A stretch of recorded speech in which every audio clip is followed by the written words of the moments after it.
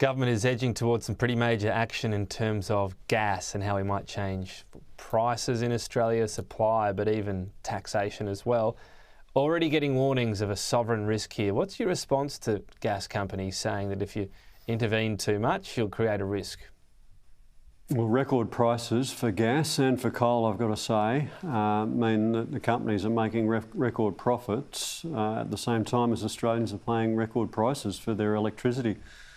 Don't begrudge a profit, a reasonable profit for the companies, but we've got to ensure that when we're going through an energy emergency as we are at the moment, that households and domestic businesses are protected. And you talk about sovereign risk, I'm concerned about the risk to local manufacturers, the risk to local small businesses and the risk to households that they go under because of exorbitant energy prices going through the roof. And that's the sector of the economy that we want to be able to protect and ensure that we can get through this emergency.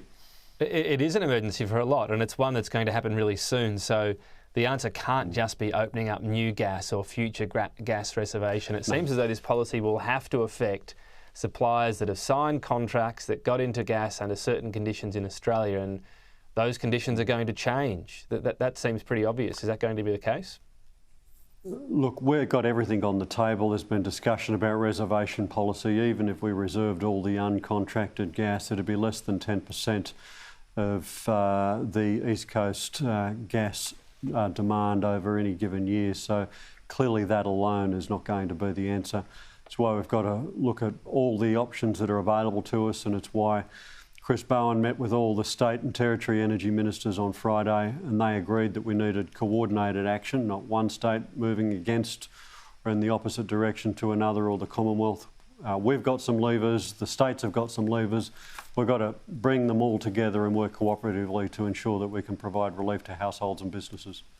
Right, so and even if there's an attempt to say, well, sovereign risk, you might be increasing the tax that's charged on gas being exported that happens after they sign these contracts, long-term contracts, or capping price charge in Australia, whatever it might be, that it's pretty unusual for a government to do that, but it's unusual times and that's why it's going to happen?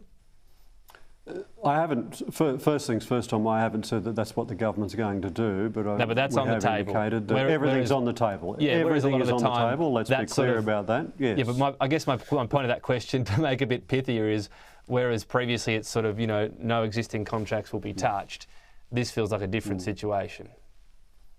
I think it's a mark of the extraordinary times we're in, Tom. Nobody could have predicted that the war in Ukraine would be as protracted as it is and would have the impact on gas, coal and other commodity prices and therefore energy prices around the world.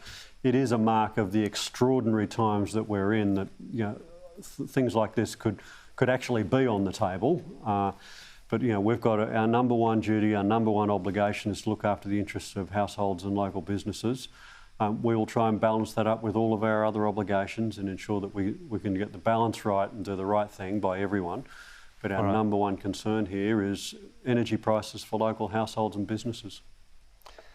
Well, no soon enough, Stephen Jones, and I'm sure we'll talk again once we do. Thank you for your time today.